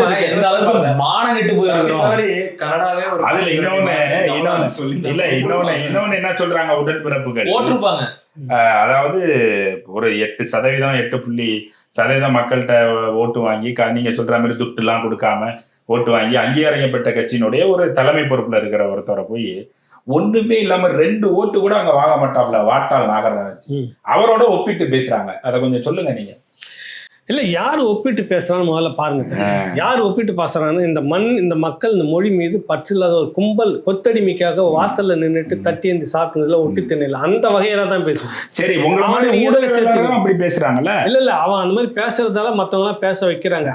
அவன் எப்படி ஒரு வார்டுல நின்னா கூட ஜெயிக்க முடியாத ஒரு ஆளை முன்ன வச்சு வார்டு இல்லங்க 2 ஓட்டு வாங்க முடியாதுங்க. அதனால ஒட்டுமொத்தம் அவன் பின்னாடி எல்லாம் அவனை செய்ய விட்டு எல்லாம் பின்னாடி நிக்கிறாங்க. காங்கிரஸ் நிக்குது, பாஜக நிக்குது, அந்த மாநில கட்சிகள் நிக்குது, எல்லா அமைப்புகளும் நிக்குது. அந்த மண் மொழின்றதுல அவ்வளவுதான். இங்க இருக்கிறவங்க என்னன்னாக்கா நமக்கே உண்ட வீட்டுக்கு ரெண்டகம் பண்றது. அதுக்கு பேர் தான் வந்துட்டு நம்ம தப்பா இருக்குமோ, நமக்கு ஒரு குற்ற உணர்ச்சி வர மாதிரியான ஒரு இடத்த நோக்கி நம்ம இங்க இருக்கிறோம். இந்த மக்கள் கிட்ட வாங்குறோம், இந்த மக்கள்கிட்ட ஓட்டு வாங்குறோம், இவங்க சாப்பிட்றோம், இங்க தின்றோம், இங்க கொழுத்துட்டு இருக்கிறோம், இவங்க வரி பணத்துல தான் நம்ம எல்லாமே சம்பாரிச்சுக்கிட்டு இருக்கிறோம்னு உணர்வு ஒன்றும் இல்லை. ஒட்டி திணையில் இருக்கிறதுக்கு சோறாது வருது இல்லை. அந்த சோறு கூட யாரோட காசுன்ற ஒரு உணர்வு இருக்குன்னு இல்லை. 1000 தான் இருந்தாலும் கோபாலபுரம் தான் கொடுக்குதுன்னா கூட அது நம்ம மக்களோட காசு தானே. அதுக்கு விசுவாசமா இருப்போம். தமிழுக்காக பேசணும், ஒருத்தவங்க கூட பேசவே இல்லையா பேசல. இந்த கிளை அமைப்புகள்லாம் அதை இன்னொன்னு கேட்டுருவான். இந்த கிளை அமைப்புகள்லாம் சொன்னாங்க, இந்த இது சம்பந்தப்பட்ட கிளை அமைப்புகள்லாம் இருக்காங்க, அவங்கெல்லாம் இருக்காங்கல்ல. அவங்க எல்லாம் வந்து என்னன்னா இந்த எனக்கே மண்ணுதான்னு சொன்னாரு அண்ணன் சீமான் அவர்கள். அதுக்கப்புறம் அப்படி கொந்தளிச்சு பார்த்தா இந்த பக்கம் கருப்பள்ளியப்பன், ஷாலினி, அப்புறம் வந்து அமீர் அண்ணன், இன்னொரு ஏதோ ரோபோ கண்டுபிடிச்சாரா ரோபோட், இவரெல்லாம் கொண்டு வந்து பெரிய விழாலாம் எடுத்தாங்க. ஐயோ அப்படிலாம் இல்ல, பெரியார் இப்படி பேசாதீங்கன்னு. தமிழை பத்தி பேசியிருக்காங்க, தமிழை பத்தி கொச்சையா பேசிட்டு இருக்காங்க. நீதிமன்றம் உள்ள நீதி அரசருக்கு நீதி கொடுக்காம நாட்டாளமே நடத்திட்டு இருக்காங்க. ஒருத்தரும் பேசலையே. அவங்க எல்லாம் கன்னடத்தினுடைய வாரிசுகள். ஆமா, பின்ன இந்நேரம் கொதிச்சு போய் பேசியிருக்கணுமா இல்லையா? எந்த மக்கள் கிட்ட நீ பழப்பு நடத்திட்டு இருக்கிற? எதை பேசி பழப்பு நடத்துற? அந்த பேசுற மொழியை ஒருத்தன் கொச்சப்படுத்தி பேசுறான்றப்ப அதுக்கு நீ நேரம் துடிச்சிருக்கணும், துடிச்சிருக்க கூடாது. நம்ம மக்களுக்கு கன்னடர்கள் மாதிரி மொழி உணர்வும் இன உணர்வும் இருந்திருந்தா இந்த வாய்கள் எதுவும் பேசாம இருந்திருக்காது, பயந்துருக்கும். அவ்வளவு டிஸ்டன்ஸ்ல நீ போக வேணாம் தம்பி. முதல்ல இப்படி இவங்கெல்லாம் இருந்திருப்பாங்களே தெரியாது. மொழி உணர்வு என்ன இருந்திருந்தா இந்த கோஷ்டி உள்ள ரோலே இருந்திருக்காது. இருந்திருப்பாங்க. ஏதோ ஒரு வேலை செஞ்சுக்கிட்டு சம்பளத்துக்கு வேலை செஞ்சுக்கிட்டு சாப்பிட்டுக்கிட்டு குடும்பத்தை அதிகாரத்துல உட்காந்துக்கிட்டு பார்த்துக்கிட்டு நம்மள நக்கல் பண்ணிக்கிட்டு நம்ம சொத்து எடுத்து வாங்க வச்சுக்கிட்டு பண்ண வருமா? நான் இன்னைக்கு ரோட்ல நிக்கிறேன், நீ வந்து மாடி கட்டிக்கிட்டு பிரம்மாண்டமா ஆண்டுகிட்டு பேனாவை நட்டு வச்சுக்கிட்டு இதெல்லாம் இருக்கிற யாரோட அந்த துறை சார்ந்த தமிழுக்கு நீ இதுல வச்சு என்ன பண்ணிருக்கணும், இந்த மொழிக்கு என்ன அந்த துறை சார்ந்த இயக்குனர் அமீர் அண்ணா எல்லாத்துக்கும் கருத்து சொல்றாரு. இவருக்கும் கமலஹாசனோட தீவிர ரசிகர். எந்த படம்னாலும் முதல் ஷோவே போய் பாக்குறாரு. எங்க போயிட்டாரு இப்ப? எல்லாத்துக்கும் போய் பாக்குறாரு. ஒரு சீமானுக்குனாக்கா உடனே முன்னாடி முண்டி வச்சு வந்து கருத்து சொல்ற கும்பல் தான் இந்த கும்பல். எல்லாமே ஓப்பனாவே சொல்றாங்க, விதவிதமா பேசுவாங்க. சரி, இந்த தமிழுக்கு இப்படி சொல்லிக்கிறாங்க, இதுல வந்து ஸ்டாண்டர்டா இதுதான்பா அப்படின்னு ஒரு வார்த்தை கூட ஏன் சொல்லல? மொழி அறிஞர் கருப்பண்ணப்ப கூட வாயை திறக்கலையே, ஒரு கோஷ்டி வாயை திறக்கலாம். அதான் சொல்றேன், மொத்தம் சைலண்ட் மூடு. என்ன காரணம்? அது நீங்க தான் சொல்லணும். என்ன காரணம்? நான் என்ன சொல்றேன், வியாபார காரணம் இருக்கு, ஐயா சொன்ன மாதிரி வியாபார காரணம் இருக்கு, அரசியல் காரணம் இருக்கு. ஒருவேளை பேசுச்சு அப்படின்னா அங்க இருக்கிற பாஜக காங்கிரஸ் கட்சியோட கூட்டணியில இருக்கிற திமுக கன்னட மொழிக்கு எதிராக பேசுறாங்கன்னு சொல்லி அங்க அரசியல் பண்ணுவாங்க. இதேதான் அதிமுகவுக்கும். இவங்க இந்த குடும்பத்துக்கு என்னன்னா கர்நாடகாவில் இருக்கக்கூடிய நம்மளுடைய பல கோடி ரூபாய் சொத்தை வந்து அங்க காப்பாற்றணும். அதுக்கு மொழி பலியானார்னா இல்லை தமிழம் பலியானா நமக்கு என்ன? 91 இனக்கலவரம், நூற்றுக்கணக்கான பேர் அகதிகளாக ஓடி வந்தாங்க, சொத்து சூறையாடப்பட்டது, கண்ணெதிர்க்க நடந்தது. இலங்கையில் நடக்கும் மாதிரி இங்கே நடந்தது. ஆளுங்கட்சி செல்வி ஜெயலலிதா விட்டுருங்க, நீ தமிழ் பேரை சொல்லி வளர்ந்த கருணாநிதி எதிர்கட்சி ஈக்குவல் தானே. நீ எதிர்கட்சின்றப்ப என்ன ஆட்டம் ஆடி இருக்கணும்? ஒண்ணுமே பேச விட்டாங்கக்கா.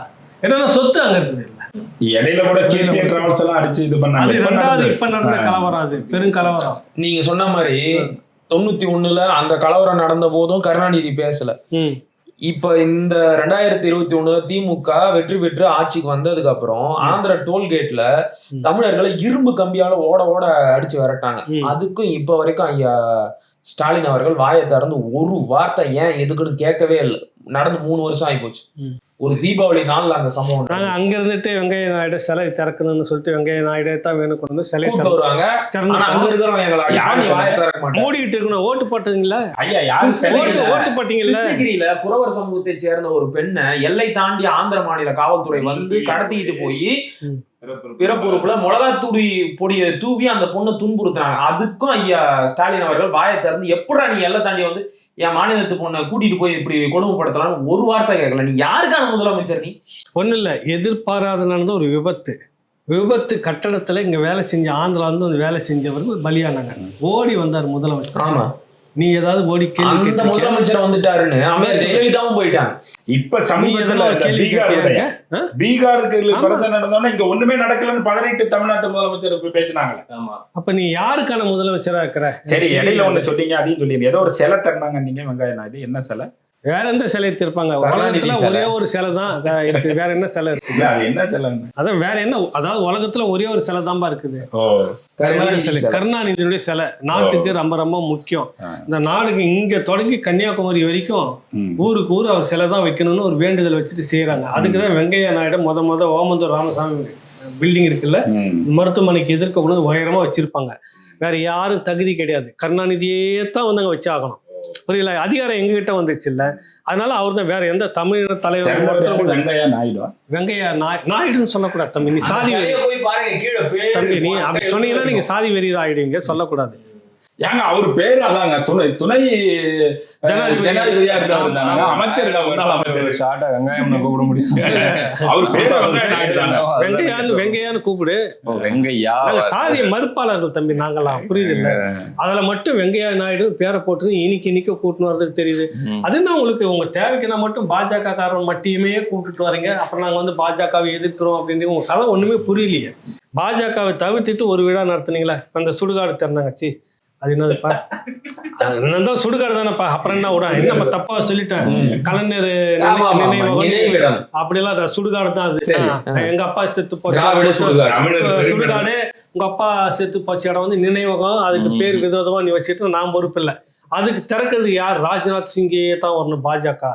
இதுக்கு மட்டும் உங்களுக்கு பாஜகவா வரணும் தம்பி. யாரு? ராஜ்நாத் சிங்கே தான். ராஜ்நாத் சிங் அது சாதி பேர் இல்ல, அது இனத்தின் பேர். அதுக்கெல்லாம் அந்த சிங்கே தான் வரணும். அப்புறம் இன்னொருத்தருக்கு வந்த உடனே இன்னொருத்தர் இப்ப கூட இன்னொருத்தரும் கூட்டு வந்தாரு. யாரு? அது பிற்பாடு ராஜ்நாத் சிங்கிறது வந்து சாதி அடையாளம் தான். சாதி UP ல. அவர் பாஜக இல்ல, அவர் இந்துத்துவா UP இல்ல. ல. நீங்க சொல்ற என்ன அடையாளம் பஞ்சாப். பஞ்சாப். ஆமா. இவரு யூபிகார். ஆமா, இது எல்லாமே சாதி. அது பின்னாடி எல்லாம் இதெல்லாம் வந்து எங்களுக்கு வேணும். ஆனா நாங்க வந்து பாஜகவை எதிர்ப்போம். ஊரை ஏமாத்துறதுக்கு இப்படியே பண்ணிட்டு இருக்குது. ஒரு கோஷ்டி இதுக்கும் ஒத்து ஊதுறதுக்குன்னு ஒரு கோஷ்டி வச்சுட்டு இருக்கிற வரைக்கும் எங்களை யாரும் அசைச்சிக்க முடியாது. கரெக்டா? அவங்கள அசைச்சிக்க முடியாமலே இருக்கட்டும். ஏற்கனவே ஆட்டம் கண்டு போயிருக்கிற ஒரு கூட்டத்துல சமரசம் பண்றதுக்காக ஒருத்தர் போயிட்டு வந்திருக்கிறாரு. உங்களுக்கே நல்லா தெரியும், கடந்த ஒரு சில நாட்களாக பாமகவில் தலைமைக்கான சண்டை ஓடிக்கிட்டு இருக்கு. ஐயா ராமதாஸுக்கும் ஐயா அன்புமணிக்கும் இடையில. நேற்றைக்கு திடீர்னு நம்ம சமாதான புறா நாரதர் என்று அன்போடு அழைக்கப்படுகின்ற ஐயா ஆடிட்டர் குருமூர்த்தி அவர்கள் பெரிய ஐயாவை போய் சந்திச்சுட்டு வந்திருக்கிறாரு. கேள்விப்பட்டீங்களா? பார்த்தேன். ஏன்னா நீண்ட காலமா வந்து ஒன்னா ஒரே பள்ளிக்கூடத்துல படிச்சு 2 பேரும் மருத்துவர் ராமதாஸ் ஆடிட்டர் குரு. அப்படியா? ஆமா, இந்த கதை தெரியாது. ஒன்னா ஒரே பள்ளிக்கூடத்துல படிச்சு தெரியும். எனக்கே இப்பதான் தெரியும். நான் கரெக்டா தம்பி செம நக்கல் அடிச்சவா நீ. எனக்கே இப்பதான் தெரிஞ்சது. சரி சரி. ஒன்னா படிச்சு ஒன்னா வளர்ந்து வைரமுத்து தோழிமார் கதைன்னு ஒரு கதை வரும். ஒன்றாக இருந்து ஒரு தட்டில் உண்டு, ஒரு தட்டில் ஒரு தட்டில் உண்டு உறங்கி விளையாடி பிறகு இப்படியே வளர்ந்துட்டு வராங்க. ஒரு பிறகு வந்து பிரிஞ்சு போய் நீ வேறு இதில் உன் குடும்பம் உன் பிரச்சனை உன் வாழ்க்கை உன்னோட, என் பிரச்சனை என் குடும்பம் என் வாழ்க்கை என்னோடன்ற மாதிரி ஒன்றா அப்படியே படித்து ஒன்றா வளர்ந்து 2 பேரும் ஒரே இதுலேருந்து அப்படி இணை பிரியாத தோழர்கள். யார்? ஆடிட்டர் குருமூர்த்தியும் பெரியவர் ராமதாஸும். நண்பருக்கு நெருக்கடி வந்துச்சுன்றதுக்காக போயிருக்கிறார். நம்புறீங்களா? சத்தியமா இல்லை. இல்லை, சிரிக்கிறத பார்த்து நீ என்ன தம்பி நீ? இல்லைங்க, நான் நம்புறேன். நம்புறியா? அப்ப சரி, என்ன கரெக்ட் தான். அந்த நட்பு அடிப்படையில போயிட்டு உட்காந்து பஞ்சாயத்து பேசி முடிச்சுட்டு நிர்வாகத்தை முழுக்க மகன் கிட்ட கொண்டுட்டு போட்டு 2ஆ உடஞ்சதுன்னா ஒரு பக்கம் திமுக தூக்கிட்டு போறதுக்காக இருக்கும் அப்படின்றதுக்காக அவசரமாக மேலிடம் சொல்லுது, RSS மேலிடம். அந்த அடிப்படையில தான் உள்ள போய் நுழையிறாரு அவர். பிரச்சனை உங்களுக்குள்ள போயிடுச்சுனாக்கா கொஞ்சம் துண்டை வெட்டி எடுத்து நேரம் திமுக பக்கம் போவாங்க. கொஞ்சம் நடந்திருக்கு தெரியுமா?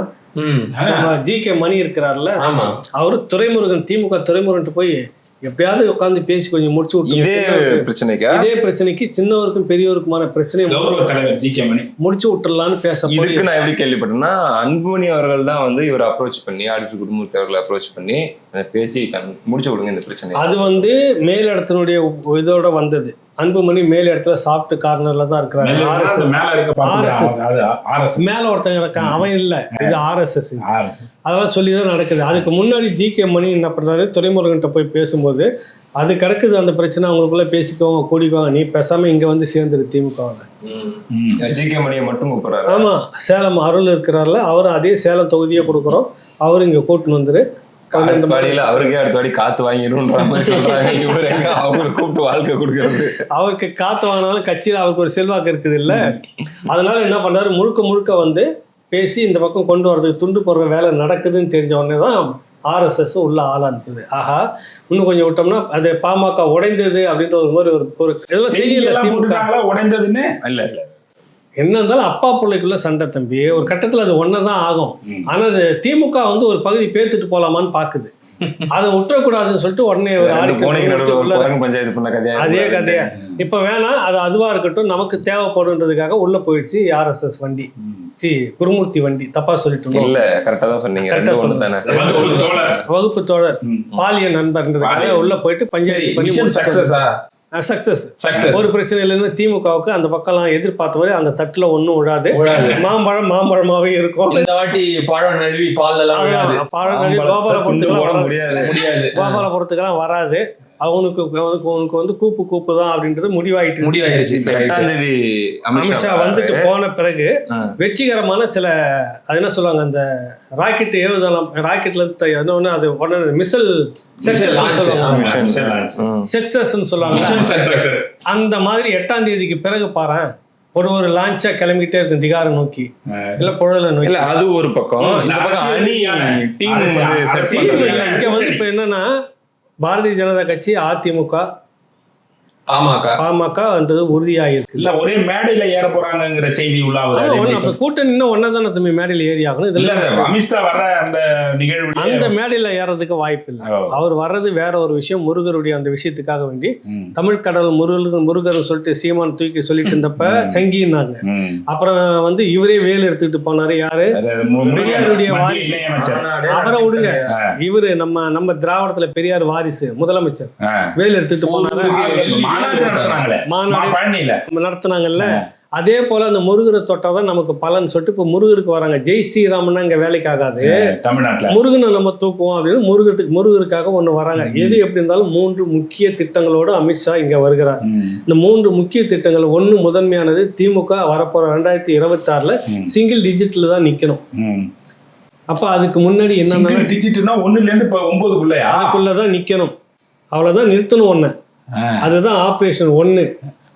அப்படின்னா அதுக்கு முக்கியமா அதுக்கு அடுத்தது எங்கெங்கெல்லாம் லாக் பண்ணி 200க்கு வெற்றி பெறுவோம்னு சொல்லி நீ சொல்லிக்க. 200க்கு 200ன்னு சொல்லாத, 234க்கு 300 நாங்க வெற்றி பெறுவோம்னு சொல்லலாம். எங்க மீதி எங்கன்னு கேட்பாங்க, அங்கிருந்து வாங்கிட்டு வந்துருவோம் நாங்க அப்படி நீங்க சொல்லிக்கலாம் தம்பி. ஆனா இங்க கணக்கு வேற ஓடிக்கிட்டு இருக்கு. மக்களோட அதிருப்தி எக்கச்சக்கமா இருக்குது. அதை தாண்டி டெல்லிக்கு ஒரு விஷயம் நீ சனாதனத்தை எதிர்ப்புன்னு என்னைக்கு முழக்க முட்டி நீ முறுக்குனியோ முறிக்கலாம் உன்னை திருப்பி அப்படின்ற முடிவுக்கு அவங்க வந்திருக்கிறாங்க.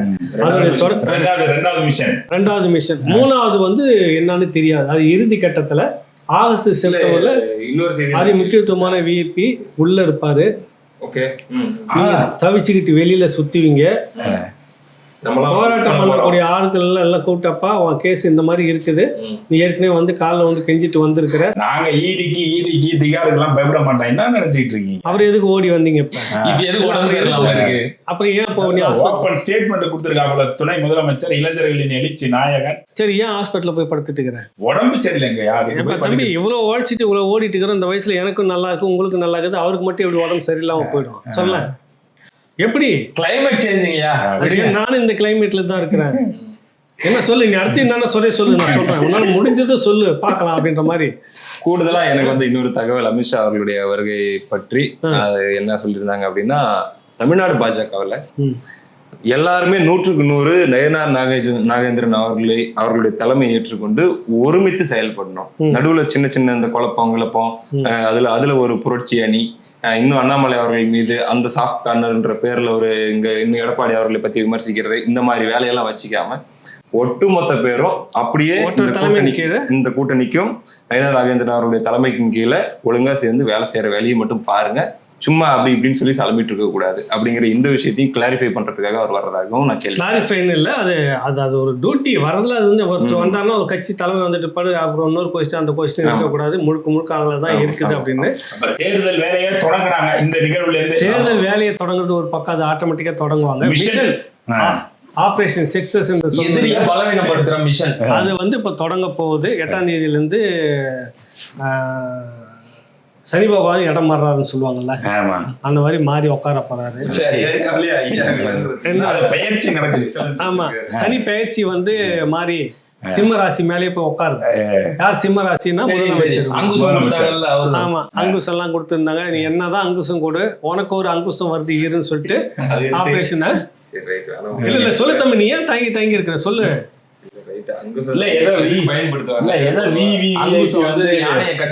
மதத்தை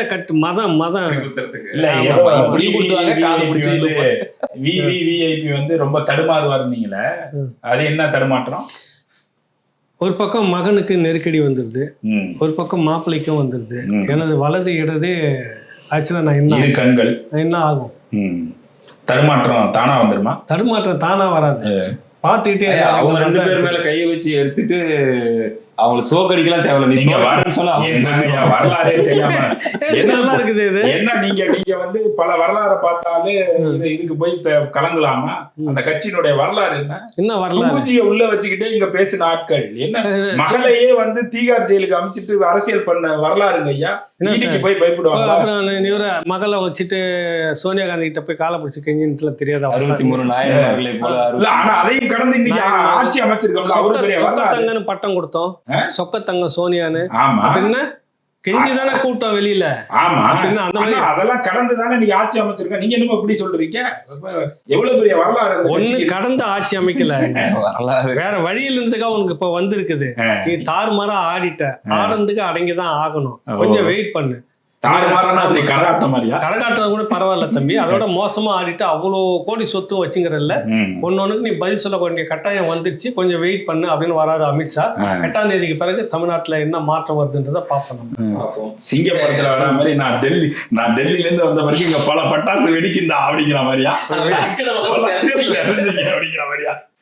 தெரியல. இப்பவே கொஞ்சம் பேருக்கு வந்துட்டு ஒரு மாதிரி நடுக்கத்துல தான் இருக்குது. எனக்கு வயசாயிடுச்சு, இதுக்கு மேல உடம்பு சரியில்லை, சிக்கா இருக்கிறேன், நான் என்ன பண்றது, எனக்கு ஏதாவது கொஞ்சம் பண்ணி விடுங்க என்ன மட்டும் அப்படின்னு ஒவ்வொருத்தருக்குமே அதான் சொல்ல வராங்க. என்ன மட்டும் ஏதாவது பண்ணி விட்டுருங்க அப்படின்னு டெல்லிக்கு வந்து காய்ச்சல் அடிக்கிறாங்க. பொறா இருக்குல்ல, பொறா இருக்குல்ல, பொறா, அந்த பொறா காலில் சீட்டு கட்டி அனுப்பிட்டு இருக்கிறாங்க. சமாதான தூது. சமாதானம் இல்ல, என்ன மட்டும் எப்படியாவது பண்ணுங்க, வயசாயிடுச்சு, இதுக்கு மேல நான் உள்ள இருந்து என்ன பண்ண போறேன், அப்படியே கொஞ்சம் கடத்திட்டீங்கன்னா நானும் போயிடும், பாத்துக்குவேன். அதுக்குதான் புரியுது இல்ல. அதுதான் அவங்க என்ன சொல்றாங்க, சரி எல்லாம் பாத்துக்கலாம், நாங்க பாக்குறது ஒண்ணு இருக்குது சிங்கிள் டிஜிட், அதுக்கு நீங்க வேலை செய்யுங்க, மத்தது நாங்க பாத்துறோம். நீ உன் சொத்து வேணுமா இல்ல கொள்கை வேணும் கட்சி வேணும்னு உட்கார்ந்து இருக்க போறீங்க, இருக்குதா அப்படியே வச்சு விட்டுற ஒண்ணு, அதோட போ 1000 கோடி போ, நீ அதோட பழிச்சுக்கோ. இங்க உள்ள வந்து தலையிட்டு நாங்க தூக்குவோம் நிறுத்துவோம்னாக்கா அப்புறம் தொலைச்சிருவோம். அதான் விஷயம். கொஞ்சம் வெயிட் பண்ணுங்க, நம்ம பாத்துக்கலாம். நன்றி, இந்த நிகழ்ச்சி முடிஞ்சதுக்கு. வணக்கம் தம்பி, வணக்கம். பட்டாசுகள் வெடிச்சிருக்கீங்க, பாப்போம் என்ன நடக்குதுன்னு பாப்போம். நன்றி.